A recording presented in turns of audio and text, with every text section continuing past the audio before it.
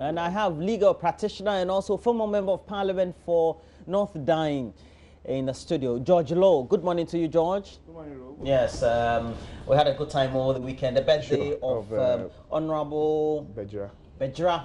And Honorable Kwasi Bejra celebrated 50 years of life on earth. Only 50. And it was a nice event that was convened at the Foster home, yeah. At Fafraha. Yes, it was a nice event. I say congratulations to you, and please, God will give you more years, more decades on earth. And thank you also for also making the event a very good one, George. Thank you for being there too. It's a great pleasure to be with friends. All right. And then also I have a former member of parliament for Napdam, and Boniface Gambilla, regular on the show until his opponent went riot on him. But he's back to terms now with reality. Thanks for joining me. Good morning. Morning. I'm always fine. The two of you, S. Gracia, I need to participate in. Oh, yes, by all means. If the S. Gracia itself is not X already. Well, he told me before we were coming that the thing is already X. He's now amortizing some other payments. Go to NIB. Well, so let's do the discussion. It's not a laughing matter. It's a tragedy, George, that hit the nation. The gruesome murder, and we know how the pictures have spread on social media, a bit distastefully, of Captain Maxwell Mahama. What do you have to say about this, George? Good morning, Roland, once again. Good morning to our cherished viewers. Roland, yesterday, I'm still finding it extremely difficult to come to terms with what happened. I cannot accept under any circumstances that a young soldier dedicated to duty, a loving father, a great family man, an only son of a mother, should die. We all die, yes, but to die in this manner for no crime committed. Maybe only Stephen in the Bible will equal this one. For no crime committed. And you know, I still, in fact, I had a sleepless night. I trying to put myself in his shoes, not only the pain, but Roland, can you be in the minds and the shoes of his loving wife this morning? The mother, the father, the children, if they understand at all what has happened to their father. For the rest of their lives, never will they accept to do this. And Roland, you know, the scary thing is this was perpetuated by people you and I ordinarily would have met on the streets. And I was scandalized, I was amazed that women, I mean, you know our culture, the way we hold women, they are supposed to be full of empathy, they are supposed to be full of love, participating actively in this kind of act. In fact, one was so excited that she took her phone and was taking pictures.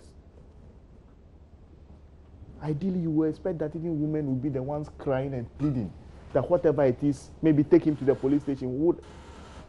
They participated actively in this. It's something that should never happen again in this country. But you see, Roland, two things registered on my mind yesterday as I did some analysis of this.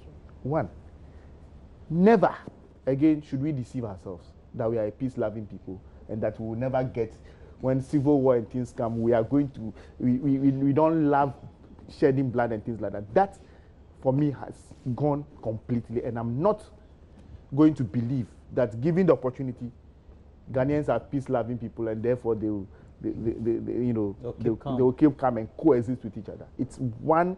This has sent serious warning. And you've always had that notion, yes, but this one has confirmed that we live in an illusory kind of thing when we begin to think like that. And two, I think that we are in a period of democratized lawlessness. Because you see, I'll tell you, because you see, Look at the series of events that has taken place and the way we've handled them. Now, what has become clear is that the attack on the security agencies is clear. Police people have been attacked this week. A soldier has been killed. The judiciary has been attacked. They are climbing up. And if anybody, any politician thinks that they are free, they should be sitting there. Next time it will be parliament. Next time it will be the office of the president. Then we'll come to terms fully with the kind of monsters, little monsters we are creating all over. And allowing them to walk free for political expediency.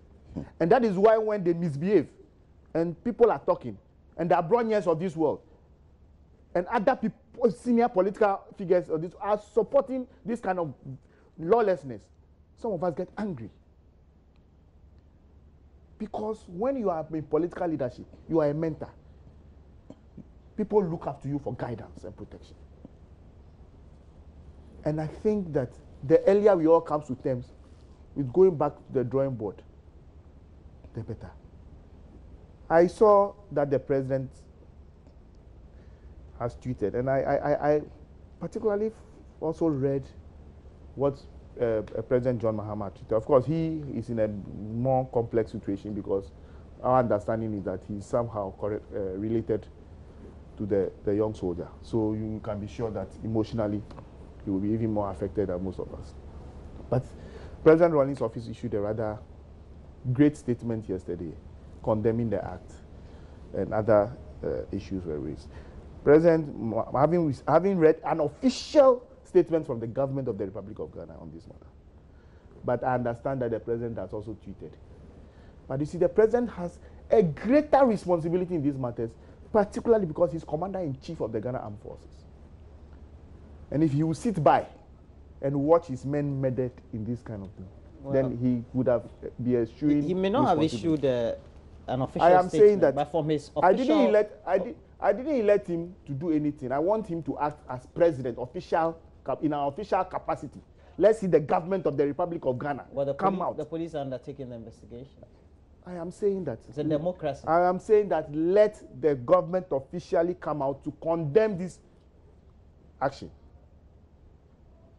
Okay? The police have a standard duty to investigate anything. So it is nothing new if police wants to investigate this. But let me also say that we are getting to a stage where, look, the Attorney General should sit up. And I've said this before, people have criticized, I will say it again.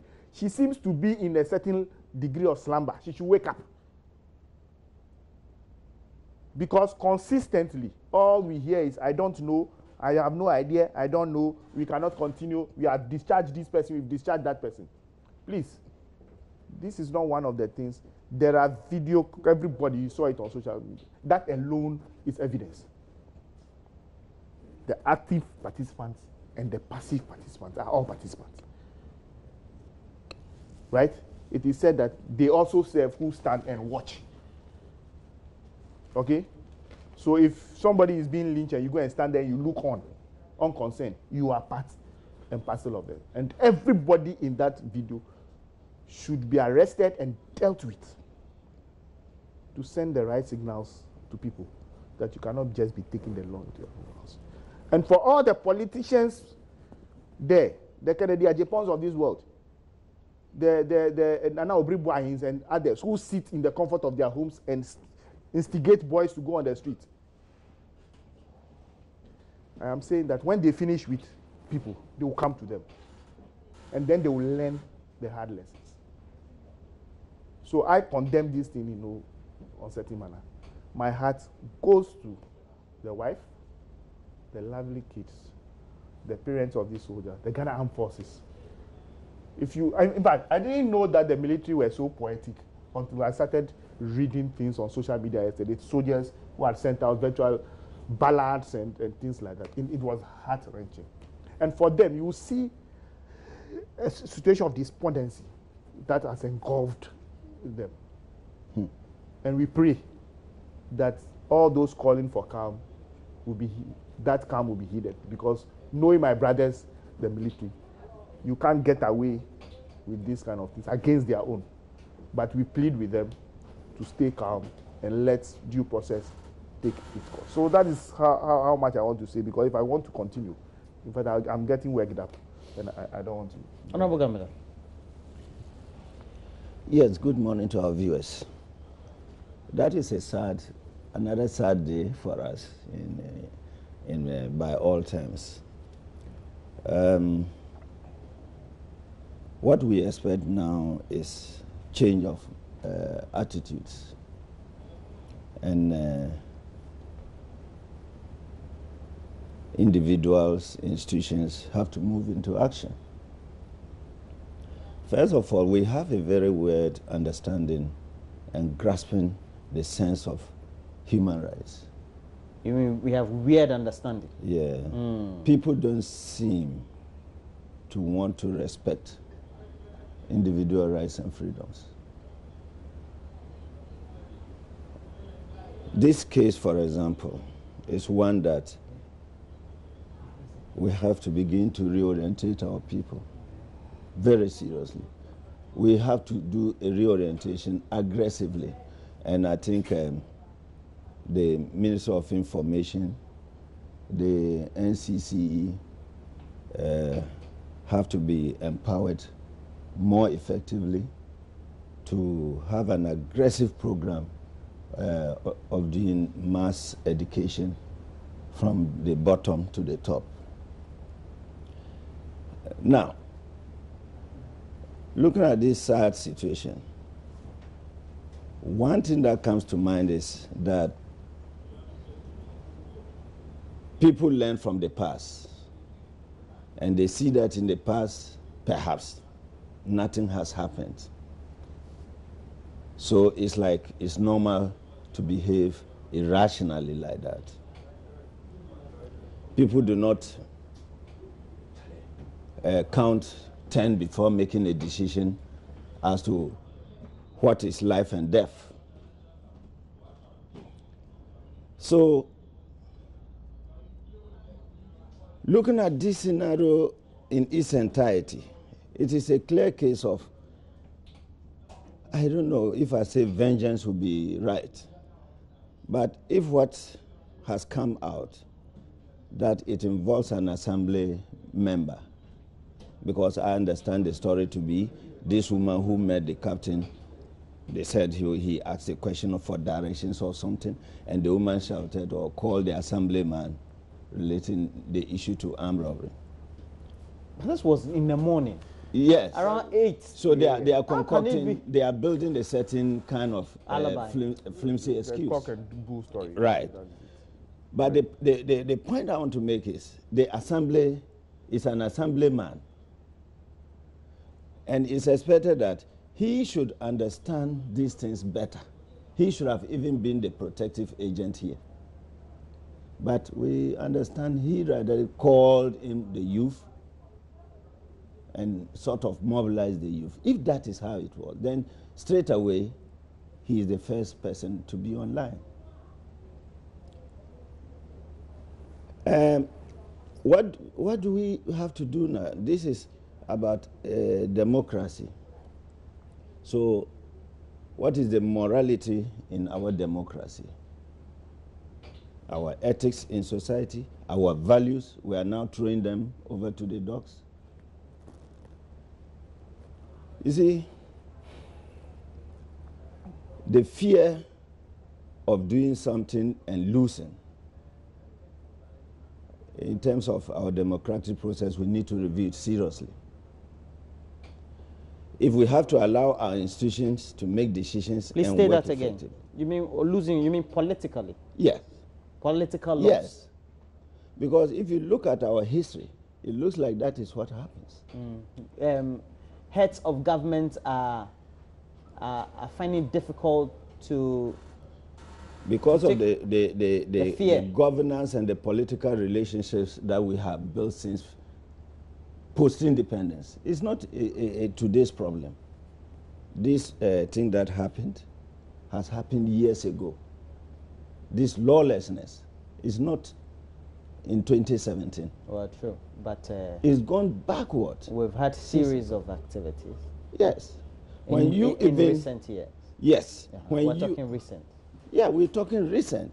But the point I'm raising, what have we done in the past to serve as a deterrence? Okay? Post-independence, under Nkrumah's era, what was the deterrence? We came over to Ankara, Afrifa. What was the deterrence? We moved into 1979, moved on to 1981. What was the deterrence? Okay? So there has been no serious and effective deterrence in application of our laws. So people have grown to know that, after all, we can overlook other people's liberties.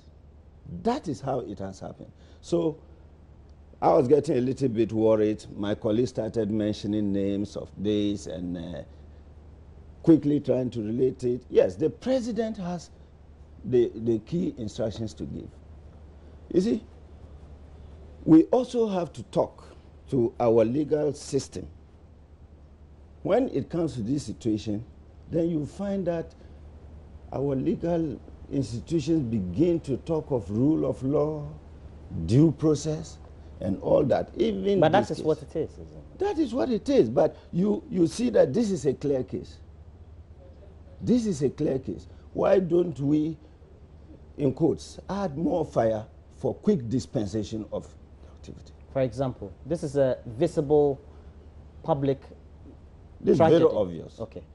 So too very obvious was the vandalization of a court premises, also captured on video, going viral like the same incident. And so if we have to go by if 1 is equal to 1, Yeah. then 2 should be equal to 2. Very good. So you can preempt. That is why I am saying that. Is that not why there's a fear and anxiety among people like George Lowe and the rest? Even though, of course, he's a legal practitioner, but Yes. beyond the law. That's right. That's right. So for me, currently, we have a new government.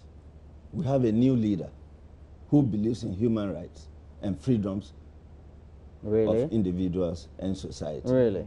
So let's see how it will go. So, because this has just happened, how many days now?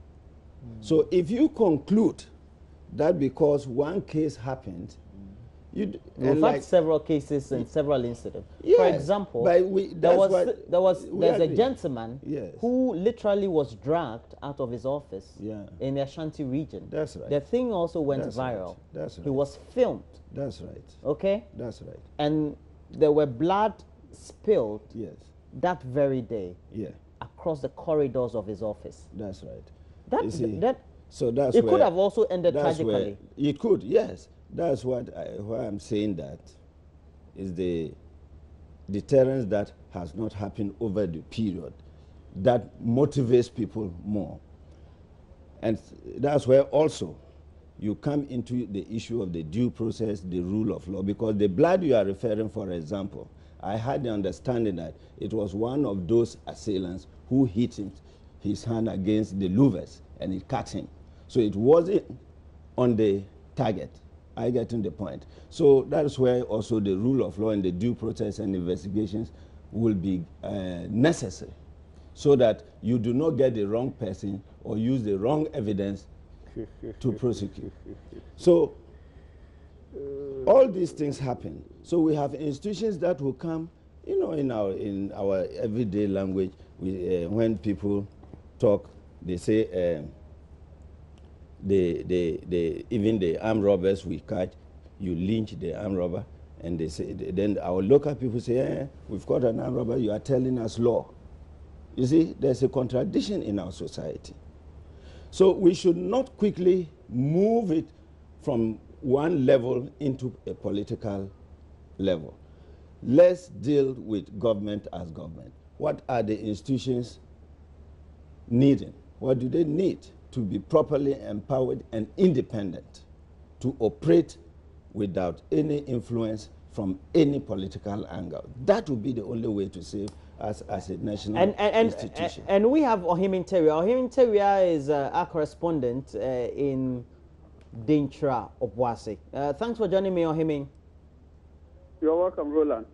So what's the current atmosphere there? Still a ghost town? I'll call it semi-ghost town because apart from over 120 people who were released yesterday by the military, so people are not showing up, and even some of them have decided to vacate the community. So I must say, life has not returned fully. Those who are here are still packing out for fear of the military attacking them again. So that has been the story in Lynched Obuasi. It's unfortunate. I spoke to a woman who was panting. She had come to pack all her belongings to leave this community because she thinks that this is not an ideal place for her to live. She fears for her life.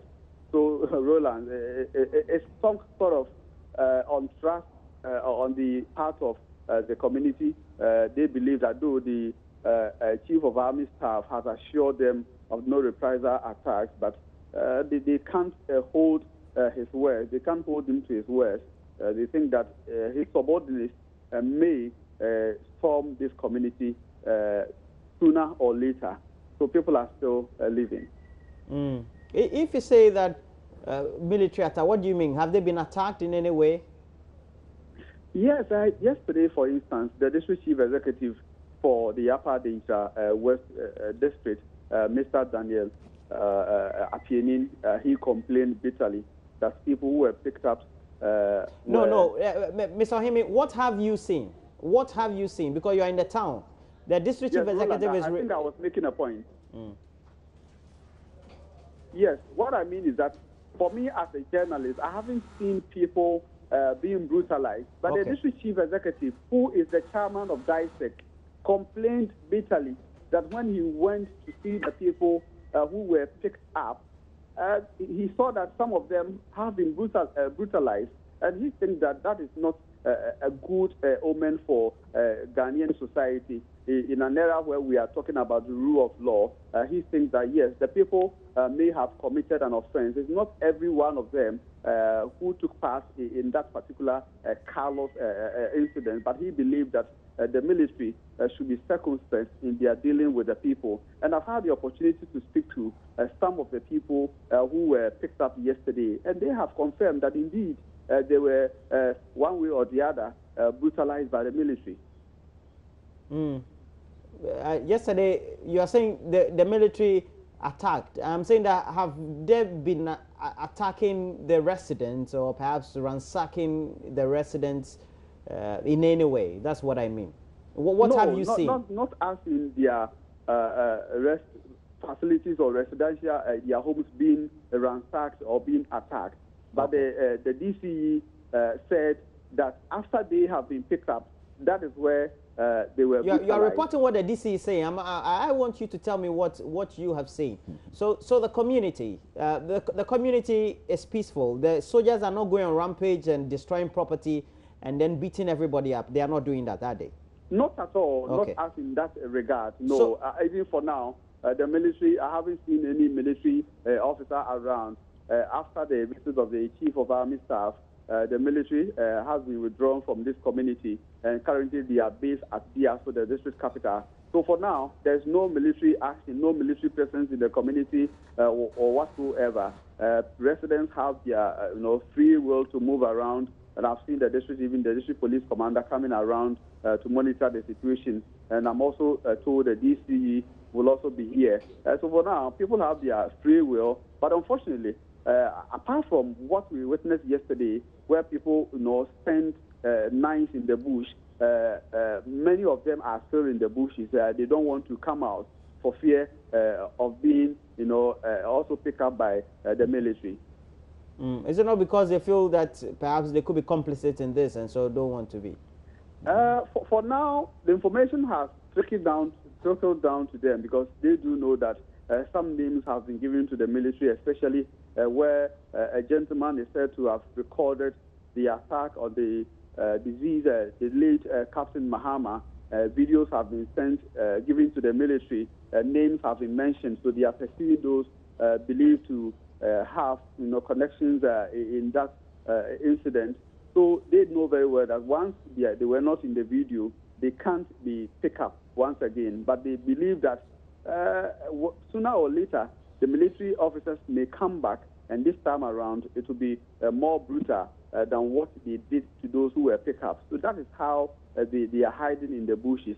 But I believe that once the people are getting information, once in a while you see someone be on the mobile phone speaking to somebody that they should come back to the community because there's no military presence here. I think that might convince them to come back. They are a bit reluctant for now. And the police, are they continuing their investigations? And in what way are you, or can you testify that they are doing that? Yes, yesterday, out of the over 120 people who were picked up, 5 were sent to the Central Regional Police Headquarters in Cape Coast, where Mr. Ampabeni told me that investigations have begun in earnest. They want to finish investigations as quick as possible after the Chief of Army Staff, Major General Azure Ayamdo, appealed to the police to expedite investigations so that all those involved would be brought to book. And he also said that with the police doing this, the military will complement their efforts. So I believe as a journalist, once suspects have been picked up and once they are being sent to Cape Coast, that is a sign that indeed they mean what they have said. So we hold them to their words. But let me also say that among those who were picked up was one of the people, someone whom the magazine of the pistol used by the deceased military officer was found on him. So he is among the people who have been picked up. And another person is being sought. That is where I'm told the pistol is. He still has the pistol in his possession. So he's being sought by both the police and the military. Well, thank you very much, Ohim Interior, in the community, Dentra Obuase. And we know that the police, they are still investigating that sad incident of a mob attack on an army captain, the late Captain Maxwell Mahama. And very sad incident. So wherever soldiers go, the community, they know that they know the soldiers. Yeah. So and I'm told that they've been stationed there for 3 weeks. Yes. So they couldn't have been strangers. I'm not convinced that they didn't recognize them. Roland, I didn't want to go into certain things because of the investigation. But my own analysis tells me very simply that there are people have been stationed there to say anything. When it's passing, let us know. Because, you see, when the DCE came and started changing the story about Galamsey and its related issues, it means that the community itself probably had taken a decision that we need to get these people out to be able to continue with our illegal activities. You see, so it was an orchestrated thing that they carried out. So nobody should come and tell us any cock and bull stories. If I were President Mahama, President Akufo-Addo, that DCE will not spend another minute. But even by being so insensitive and the things that he said, 1 minute at post. But you see, when things like this happen, we begin to believe our suspicion that this is an organized thing. And my brother has been talking about 72. And look, in 2017 alone, if action had been taken on some of these things, I'm sure we'll not be where we are. Which incidents are you talking about? Look, you were talking about the Ashanti Regional Security Coordinator. But right under the nose of the President, Flight House, ASP Danka Bruce, what has been done to anybody, all the boys caught on tape, who took him out of the car, brutalized him, and all that. At the close of the day, it was rather people who were trying to aid the evidence who had been punished. All these things, then you are sending a signal to the people that this is an organized crime. And so, you see, when we were told that some people said they cannot sleep if Nana Akufo-Addo becomes president, maybe it's feeding into the suspicion. Oh, no, clearly, I mean, because I cannot explain it in any other way. That consistently, in 5 months, we have about 10 incidents. And day in, day out, even with all the evidence that we have, all we hear is discharge. All we hear, we cannot prosecute. All we hear is that I cannot investigate. So when the police were making noise that the military should leave the scene for them to come in, I was laughing. Because even where they were in the courtroom and even arrested people, they undertook such a sloppy and deliberately sloppy investigation. Let's move on to two men standing trial in connection with the murder of a former member of parliament. You were in parliament with him, J.B. Dankwaidu. and they've been discharged by the court after the Attorney General had filed a nolli prosequi to discontinue with the prosecution. However, we're told the two men are yet to be free, as they were rearrested heavily by armed policemen immediately after the court. You're a lawyer, so let me start with you on the subject. It's normal process, right? Well, it is normal process to discharge people and have them rearrested, depending on the circumstances. Depending on the circumstances. But when I listened to the AG yesterday, once again I wasn't convinced. I think that the AG... What did the AG say that didn't convince you? Now, she says that you cannot do investigations when you still hold the people in court, and therefore they have to discharge them because they want to do further investigation. Balgadash, it is not on. It is not in law anywhere. Roland, who says that when you have somebody even under trial, you cannot continue to do investigation and get more facts and amend your facets? So for the AG to come and say that, it means that she didn't even understand the process that she was undertaking. Clearly, she showed a gross misunderstanding of the process. Because now that I understand this morning that they've been rearrested, if it is true, so why are you not holding them? Are you not holding them there? So wherein lies these things? Let's get serious in this country. And unfortunately, this AG in 5 months have indicated to some of us that she's not worth the office, because clearly she doesn't seem to know anything that is happening in the country. She doesn't seem to know anything. You know, now I'm convinced about many other things by the release of the names of cabinet ministers, of which she's a member. So it clearly tells us that even in going to issue the bond that she says she knows nothing about up to now, she wasn't involved in any way. It wasn't discussed at cabinet, nothing. So what we have been saying all this time is coming to pass. So we also know what we are talking about. Clearly, the Attorney General is showing gross incompetence. And I'm surprised, because if you are an Attorney General, you have 2 deputies. And so the job is even easier for you. And you cannot deliver your mandate. I don't know what they are doing in their respective offices. It is time we begin to hire and fire people when they show gross incompetence, as this one has done. As this one has done, clearly, consistently. The good thing is that you are not the president. She hasn't come to deliver on even one of the things that she must do. All her prosecution so far, zilch, nothing to show for it. She doesn't seem to know anything. You know, we officially sent a request for her to give us information on the bond. She says where she sees, she knows nothing about it. So what does she know?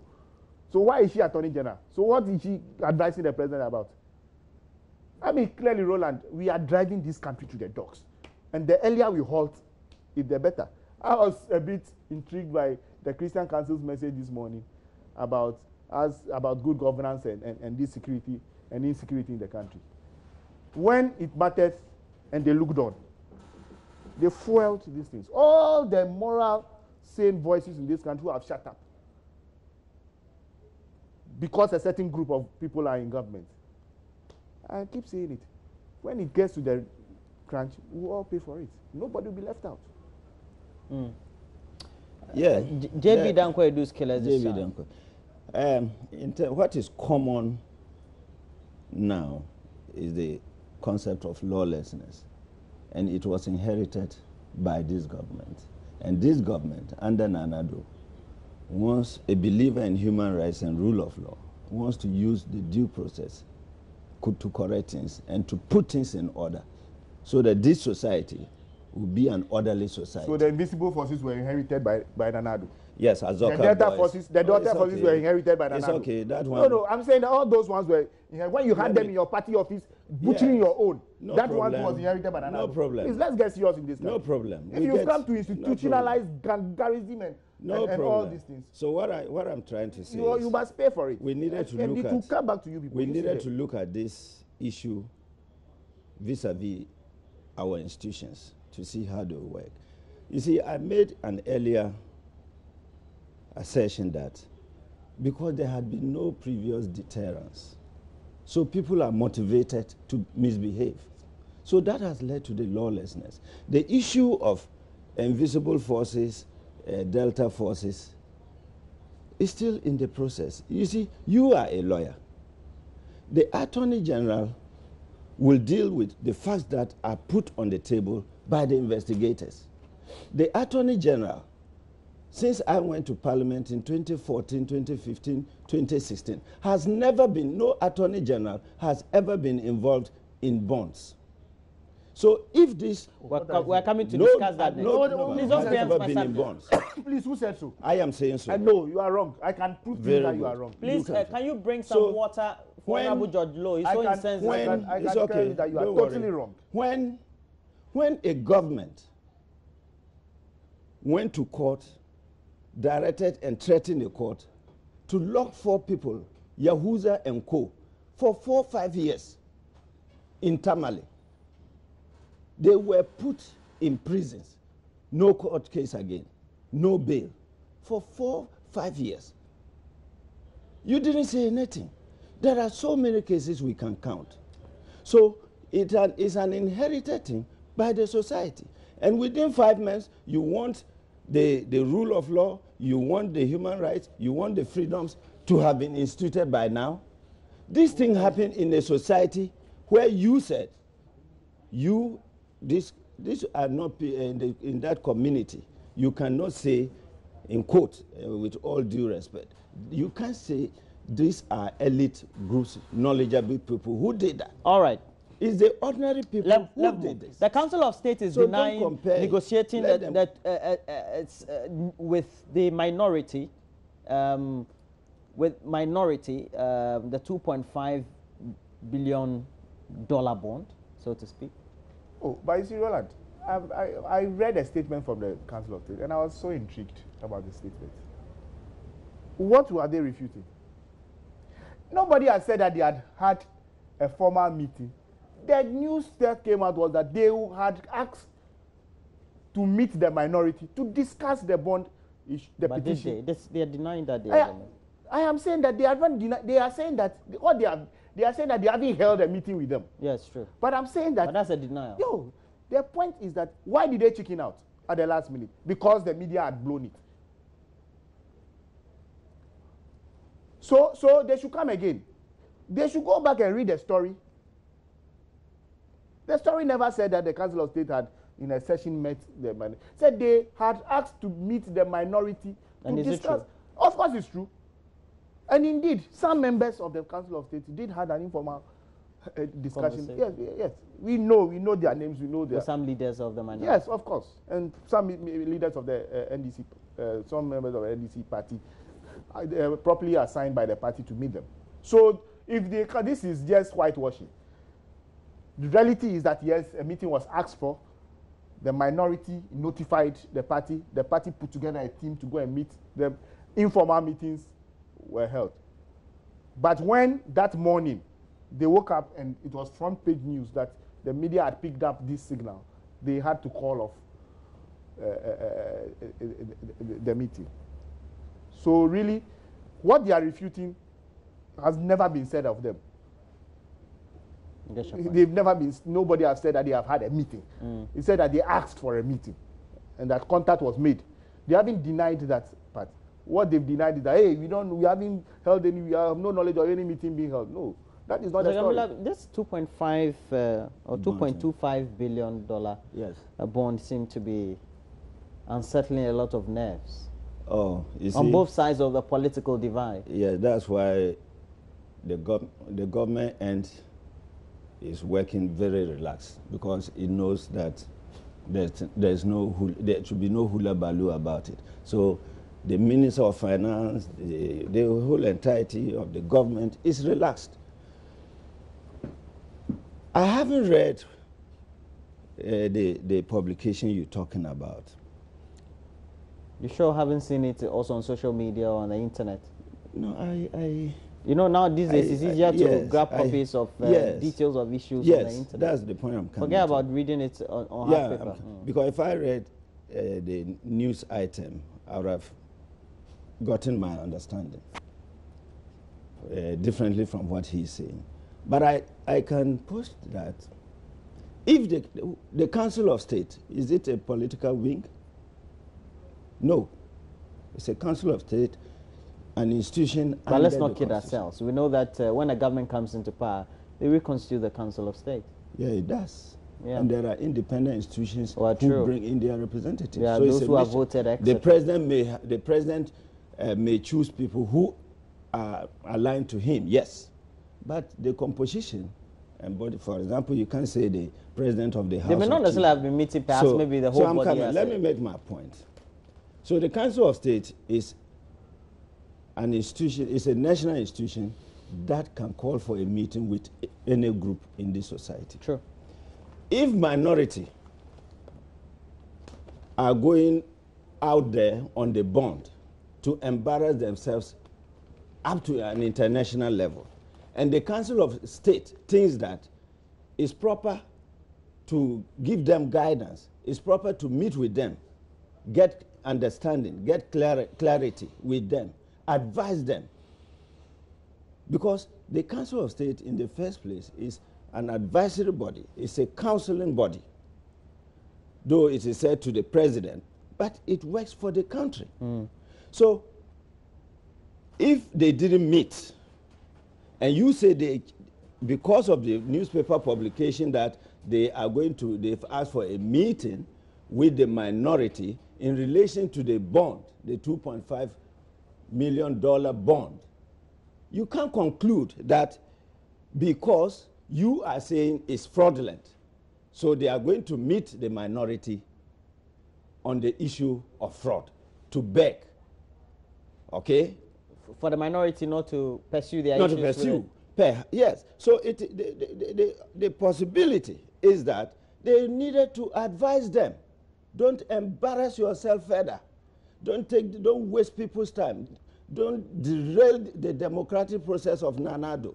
How will we derail? Yeah, because you are, you know, if you keep talking over something that is nothing, you are diverting attention. That is what you're doing. We've simply said that now this 2.5 perpetuated this $2.5 million fraud on this bond country, and you are not. You said it's not. Yes, true.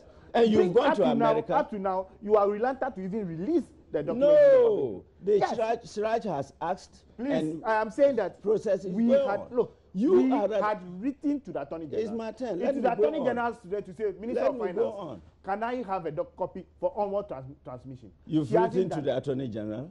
Yes. Yes, and she has to. Okay, she says she has nothing. She knows nothing about that. Yes, because the Attorney General does not participate in. She does. We have to wrap up. But I just want It's one a legal comment. Under your government. You know the president has government, announced 19 member cabinet. So just participated. one comment from you. My time is up. NDC Attorney General never participated in bonds. 19 member cabinet. Ah, well, yeah, what will I have? The president is supposed to name a cabinet. We had said in the past that the president didn't have a cabinet. A lot of people came jumping about that, hey, he had a cabinet. It's now that he has now come out after several calls to name a group of 19. Clearly skewed towards family and friends. We don't have a problem. It's the president who needs his council to work with. We will not say, but for me, if you look at even the way the composition, the composition, problematic. Why? Oh, why?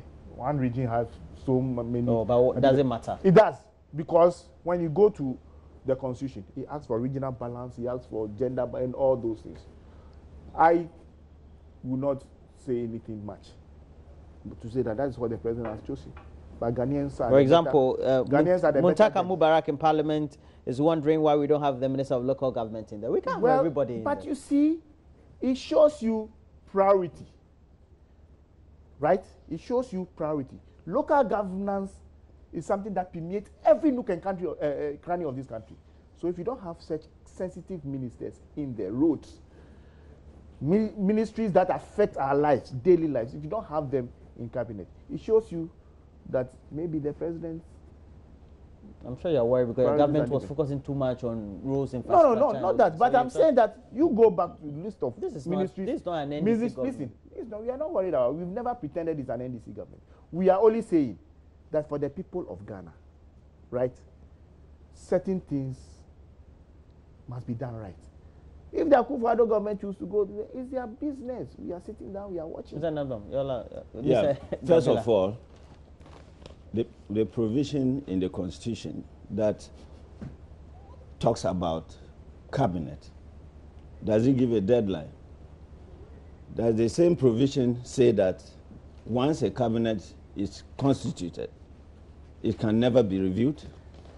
Oh, it's a strategy. No, don't say that. Please, please, No, please. I am saying that. I am saying that. The provision says there shall be a cabinet that is what I'm saying. supposed to advise the president. That is what I'm saying. So the moment the president comes, the next thing you can think about is the what cabinet, I'm saying. because the president is not envisaged to act alone. It cannot be done the way you want. It cannot be done. It cannot be done the way you want. It is not the way I want. If I am the president and the constitution so you're okay with the cabinet constitution? It's okay. No minister of roads, local. It doesn't matter. If it comes, we have ministers of state for special initiatives. If it becomes necessary at a time to reconstitute it, the president has the power to reconstitute. Gambila is a member of parliament, a former member of parliament. It can be reconstituted. Thanks for joining me. And also a former member of parliament and a legal practitioner for North Dying is George Lowe. Thanks for joining me, George. Thank you. We should get together this weekend. What do you think? Yeah. Okay, if you have the time. No funeral this weekend, do you? You don't have a funeral? There are a couple of funerals. All right.